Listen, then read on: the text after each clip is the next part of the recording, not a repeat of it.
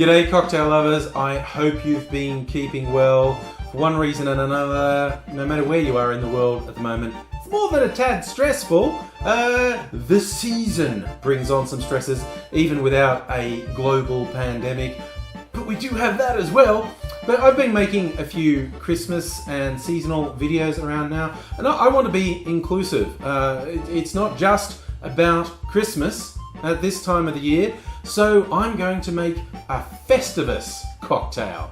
Now, people who don't remember the 90s may not know what I'm talking about. This is from one of the biggest sitcoms of the 90s, Seinfeld, and in one of the episodes towards Christmas, George Costanza had to explain to people why he didn't celebrate Christmas, because his father had invented an alternative festival, Festivus, for the rest of us. And George's dad was pretty damn strange, and Festivus started with you had a bare pole, not a Christmas tree, no tinsel on it, it's just a bare pole was the symbol of Festivus, and you would start Festivus by basically giving all your gripes for the year. You would tell people everything they'd done wrong to you for the year. Not in a sense of getting forgiveness and openness. It was literally just airing of the grievances. And that would be followed by feats of strength, usually wrestling.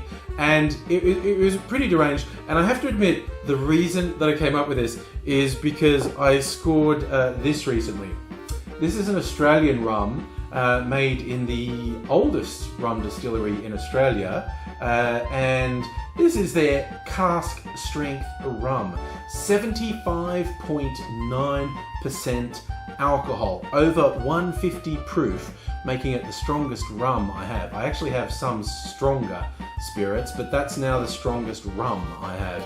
And it coincided, I thought, can I do something for Festivus? I went, Feats of Strength. I will make a cocktail with some of my strongest spirits and see what that's like. This is possibly quite ill-advised, but this will not be the first time in my life that I've done something ill-advised, and so I'm going to have a go at this now. So without further ado, here comes my Festivus cocktail, the Feats of Strength. First up, I have a local gin that I have used in cocktails on this channel before, I'm pretty sure. It's from Brogan's Way. They call it their Royal Blood Strength Gin. This is their Navy Strength Gin. This is 57.2% alcohol, so well over 100 proof. This is the first thing I'm adding in. I'm not going crazy. For these, I'm going to do half an ounce or 15 mils, starting with 15 mils of the Brogan's Way Royal Blood Gin. Next up, another recent acquisition of mine, Pacific Moonshine. This is from the Brookies Distillery in New South Wales. This is the same people who make the macadamia and wattle seed liqueur that I use reasonably often on the channel. This is very much a one-off they made, and they had me hooked when they described it. Basically, they teamed up with a brewery that had a lot of excess beer they couldn't sell because all the pubs were shut down for an extended period, and it was going to go off, and so they said, let's do something with it. They'd initially thought, let's make some hand sanitizer, but then I thought, nah, too easy. And so they distilled it into drinkable form, and it's unaged, so they call it moonshine. It's 44% alcohol, so it is under 100 proof, but it's an unaged spirit, and they say it's while it's got some very fruity characteristics because of stuff they macerated with, and the flavors of the original beer, they say it's closest to the base spirit that would become a whiskey. So this moonshine is effectively an unaged whiskey. It's distilled from beer. So I'm going to put half an ounce of the Pacific Moonshine in. Next up, this is a special concoction of mine. This was originally a Polish rectified spirit, generally referred to as spiritus, and it's about 94% alcohol. It's essentially the highest level of alcohol you can have in a liquid before it starts to vaporize. This is like you get Everclear like this in the United States, and I think there are variations of it around the world. I think it's illegal in Australia now. I actually got it a couple years ago. This is all I have left. I actually steeped some rosemary, fresh rosemary herbs in here, and it just stripped both the color and the flavor out of the rosemary. In fact, the rosemary flavor was initially, it was too strong to drink. There's not the alcohol taste that was too strong. Even as a mixer, the rosemary was so overpowering. It was basically undrinkable. So over time, and it was originally, the green was so dark, it was almost black. It was this almost opaque, really dark emerald green. And over time, I diluted it with vodka, and so it's now of an indeterminate level of alcohol, probably somewhere between 60 and 70%. And I don't have any easy way of testing that, but it's probably between 60 and 70% alcohol, and it's also tamed down the flavors of the herbs, so it's quite usable as a mixer now. I used to use it as bitters for a while because the flavor was so strong. But this is the last of it that I've had for a couple of years, so this is going in for Feats of Strength, half an ounce, 15 mils of my mysterious green liquid. To round out the boozes, I'm going to put the Inner Circle rum in. It's very interesting the story they tell around the Inner Circle rum. The rum in Australia is circulated around the cane fields in Queensland, as rum around the world is centered around cane fields, given that its base is molasses. And they talk about how Inner Circle was the secret special rum that they didn't even give to the public.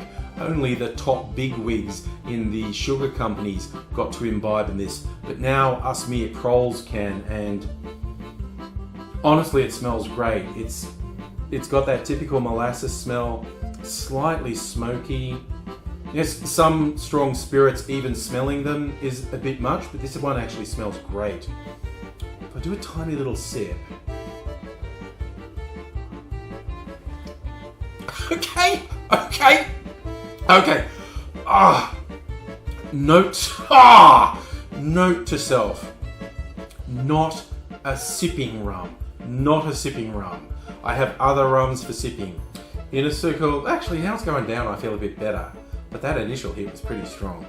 Okay, not a sipping rum. Hopefully a mixing rum of some quality. This is just like a little bit to kick. So like the rest, I'm going to put half an ounce of this Navy strength or cask strength rum. 15 mils of this kick-ass rum going in. I have to have something to balance all that high proof whiskey, etc. It's not whiskey, high proof booze basically. I'm going to put 2 ounces of pineapple juice in, my freshly opened as opposed to freshly pressed pineapple juice, but it's 100% pineapple juice. What am I doing ads for the pineapple juice company? They don't sponsor me, but it's got no additives. Fresh pineapple juice is hard, canned is fine with me, but I need to temper this a bit, so I'm going to add 2 ounces, 60 mils of pineapple juice. Alright, I'm going to be honest with you. The idea of just drinking that after the sip I had of the cask strength rum is a little bit daunting. But I've made very high proof drinks before, and I've sort of tempered them and made them more drinkable by milk clarifying them. And that's what I'm going to do now, because I'm honestly just a teeny bit scared of this one. If you're not familiar with milk clarification, it's pretty straightforward. You need a drink that has an acidic content. Easiest way to get that is with a fruit juice, citrus juice. In this case, I've already got the pineapple juice in there, so that will work. You add it to milk rather than the other way around. Ratio of about 4 to 1. 4 parts of the original drink to 1 part milk. You give it a gentle stir, it starts to form curds, basically the milk starts to separate, and then you pour it through a filter. I just use a paper coffee filter. It's as simple as that. You pour it through. The first bit will go through fairly fast because the curds haven't settled. The curds actually do the hard work, not the filter. So you either let a bit run through and then tip it back in, or let the whole lot run through once and then tip it through a second, or maybe even a third time to get it clear. And that's what I've done. This is what it looks like fully clarified. You see, it's very light. The rum had made it a bit dark, and it's filtered out most of the rum colour. So we've got this very light yellow drink. I'm I'm gonna pour it into a chilled coupe, and because I want to feel a bit classy. But the big question is, how does all that taste together? Let's see.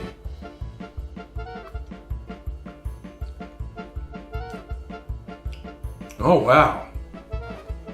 I tell you what, that rum has been tamed, but it is really still there. Other times I've done milk clarified drinks, it brings some of the fruity flavors to the fore. That molasses rum is really in there. It, as you can see, I'm not choking, so it has, mixing it with the other spirits and then clarifying it has tamed it somewhat, but it's got this really distinctive sort of rum funk in here. Wow, okay, this has worked. I am quite glad I did the milk clarification process because I think that tamed all the flavors down, and that's made it, that cask strength rum is very much the hero of this drink. It's got this real funky molasses backbone in there, and it's considerably lighter. It has brought some of the sweetness from the pineapple juice to the fore. But overall, I now have a very interesting drink because you saw how challenging the rum was for me to drink before. This, while there is no mistaking there's some fierce alcohol in here, it's much easier to drink. You know, both a good and a bad thing. Good because, hey, I can drink it. Bad because, ooh, I can drink it. And it's pretty goddamn strong. So, I am going to err on the side of caution. I shall sip this slowly. I shall leave you now and go somewhere where I'm surrounded by soft things in case I fall over after drinking this, because I think that's a distinct That's how much is there? I think it's a possibility. I think I was going to say it's a distinct personality.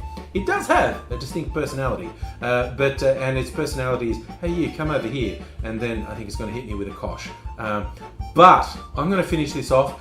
Bid you farewell for now. I know this is pretty difficult to recreate, but yeah, if you want to experiment with high-proof drinks, the clarification is an interesting way to go, because it does tone the fierceness of it down a bit and make it easier to drink, with all the good and bad that entails. So I'm going to gently sip this for a while. I bid you farewell. Hey, if you're not already subscribed to the channel, it would be great if you did. Hit the notification bell so you know when I upload videos. And I'd love to see you again another time. I'd be very interested if you had an adventure like this yourself. Something that's a bit rough to drink on its own, but you try and mix it with a few things and do the clarification and see if that tones it down. Certainly worked for me, maybe it'll work for you. Whatever you do, I hope things go well for you. Hope you look after yourself, look after the people around you. Hope to see you again soon. Until then, cheers.